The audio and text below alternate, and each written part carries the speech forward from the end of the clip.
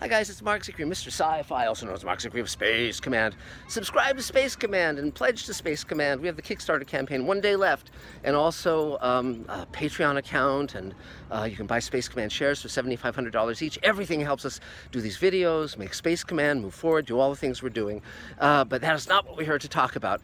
What we're here to talk about in this video is how to write a screenplay, a TV script, a movie, a book, and also lay out an entire season of a TV show. So this video will be 100 hours long. No, I'm just going to give you some of the basics, some of the broad strokes. We'll get into more of this in the other Mark Zicree How to Write, How to Have a Career in Hollywood videos. But here's the basics. All of those structures, all of those things I just mentioned, if they're fiction, have a beginning, a middle, and an end. Even nonfiction does too. It's structured. So essentially, in terms of structure, with whatever story you're doing, generally, the idea is you have a main character or main characters with a problem. You escalate that problem and get them in the deepest shit possible. Then, if it's a happy ending, they extricate themselves. If it's a tragedy, they fail to extricate themselves. Most American stories have happy endings, okay? So it's that simple. That's structure. Anyone who tells you about plot points and moments and blah, blah, blah, blah, blah, blah, they don't know how to write, because they're breaking it down page by page. And if you follow those kind of templates, what emerges is a lifeless copy of other better things. So don't do that. Just tell a story that's exciting to you. The more you can envision it, the more you can hear the characters talking in your head, the more you can see the imagery as you describe it, the more you can research by actually not just reading books, but going to places. And here's why it's good to actually go and talk to people and see things for yourself. If you're reading a book on, say, the Middle East, you're being filtered by the opinion of the person who wrote the book. So in other words, it's secondhand experience. On the other hand, if you go there, wherever it is, India, China, Papua New Guinea, wherever, you are directly experiencing the thing itself, meeting the people, talking to them, seeing the sights, smelling the foods, everything. And that's what you really need to write well. You need to know what you're talking about. And obviously, if you're writing about space, you're not going to be going to Pluto, not yet.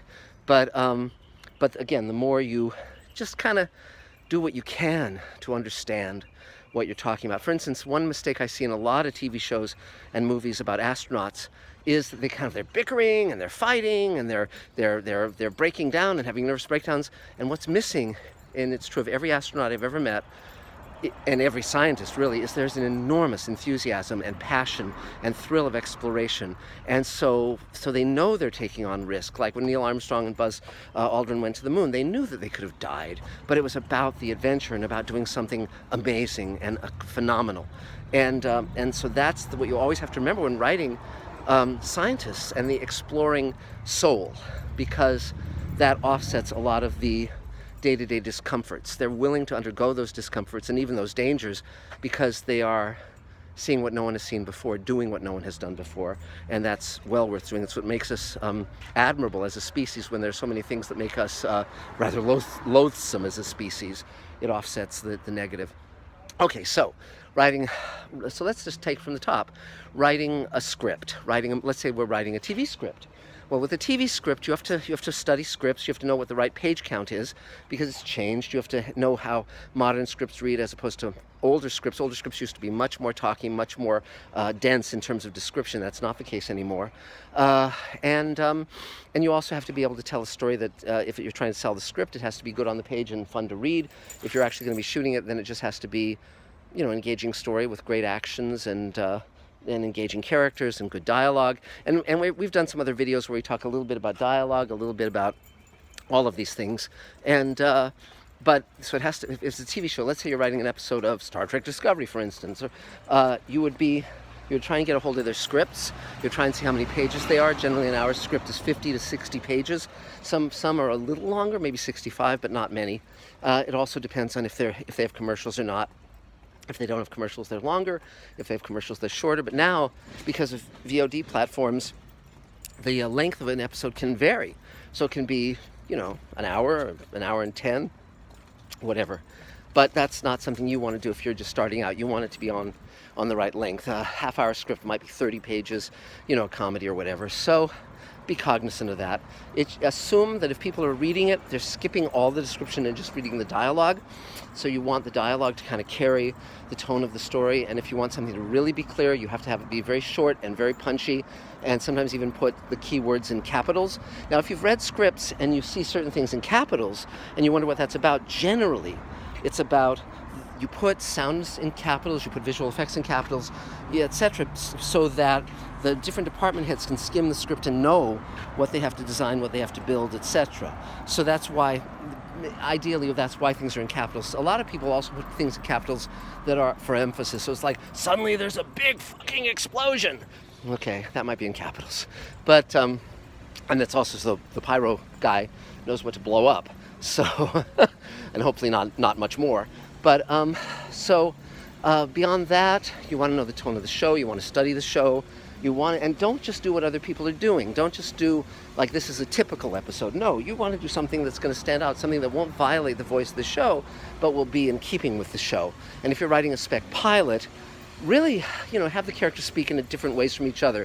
Have everyone have an objective. Have everyone interesting. I like to have characters who are people you'd like to know as people. Like it's like, oh, if I was, meeting this person at a restaurant, they'd be fun to talk to, And part of that is I know a variety of people. I know lots of different people. Don't just watch TV and watch movies and think that's a way to be a writer. No. That's how you study your craft. But the way to be a good writer is meet a lot of different kinds of people. Find out their backstories. Find out their lives. Really be a sponge for this world. And then that's how you really write well. So, okay, writing a movie, we were talking about writing a pilot. Come up with something that's fun, come up with something that's exciting, come up with something that we haven't seen before, but that is a TV show, which means it can spin out for a season, 2 seasons, 5 seasons, whatever. Now, in terms of, and have it be something you would love to see. Like, write something that would be your favorite show. Write something that speaks to your opinions, your life, your experiences. So, now, in terms of writing a movie is about 100 to 120 pages. It tells a beginning, middle, and end. The characters don't have to be quite as engaging if the story's terrific. And again, you have to write with a mind toward budget. If you're going to make it, then you have to figure out how you're going to make it. If you're going to try to sell it, again, if it's a $200 million movie, very few people can buy that because they don't have that kind of money. Whereas if it can be made for a few $100,000, and still be impressive, great. Now, and as you know from my other videos, you know that I like to encourage people to make stuff. Build teams, make things, because that's the way you can get a career going, and that's the way you can be on the map. But so a screenplay should start with a very memorable scene that establishes tone, and and that's sometimes you can jump back and forth in time to kind of open with something very exciting, but be careful of that because you don't want to confuse your audience, you don't want them to get lost. But that's basically a movie script, and in terms of writing a novel, again, beginning, middle, and end. But you might envision a trilogy or more, a series of books. Now, the structure of a novel now is very similar to the structure of a season of television. So because it used to be that TV shows, their episodes were self-contained because of how syndication worked. That's completely different now. So an entire season might tell one story. In structuring that, you're structuring it exactly like a novel. It's about the same length of incident. And so just study novels you like. Study, how they build their stories, how they build their characters, and particularly stories that have been adapted well into movies, and compare, or into TV shows. Compare the TV show with the novel. And I just did a commentary on The Expanse, and you can kind of see how different the show is from the novels, and particularly in terms of when they reveal different information, but still it's following the basic story and the basic characters of the novel. So, the series of novels. So, but for instance, when Elaine and I wrote Magic Time as a 2-hour spec pilot, where all the machines in the world stop running and magic comes back, we rewrote the 2-hour pilot. It was optioned 8 times by Henson and many other companies. And then I sold it as a trilogy of novels that came out and did very well, both in terms of reviews and sold well. When I did the novels, I had to basically expand the story and create more characters with my collaborator Barbara Hambley, and just kind of look down the road and see where it was all heading. But what sparked me to write that trilogy of novels was that I was reading Stephen King and Dean Koontz and very much liking what they were doing, particularly Stephen King. and I wanted to do a novel that would have a number of different characters who then come together as the story goes on and interact. But you start with them in their own separate worlds, reacting to an event or a phenomenon. And that's what we did. So, but again, study formulas and formats that you like, break them down, scene by scene, character by character. It's like building a mechanism.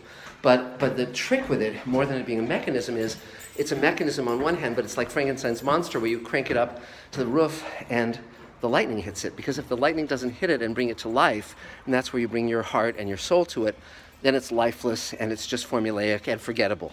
And it may sell and it may get made, but it will not be worth people's time, at least for them to love it and return to it. So if you look at the movies and the TV shows that do last, like for instance, look at The Big Lebowski. The Big Lebowski is a play on the noir detective novel, but with an unusual character, the lead. It's very similar in structure, actually, to The Big Sleep, and comparing the two is very useful. And you can also compare The Big Sleep to Blade Runner, which is also noir, a detective noir story in a science fiction context. And the cool part is that you can take something familiar, turn it in a certain way, and make it fresh. And that's exactly what they did with Big Lebowski. And the reason we all love it and we watch it, and there are conventions for the Big Lebowski, is because it's unique, it has its own soul, it has its own spirit, the characters are great, the acting is great. We're surprised, and it's turning that genre on its head.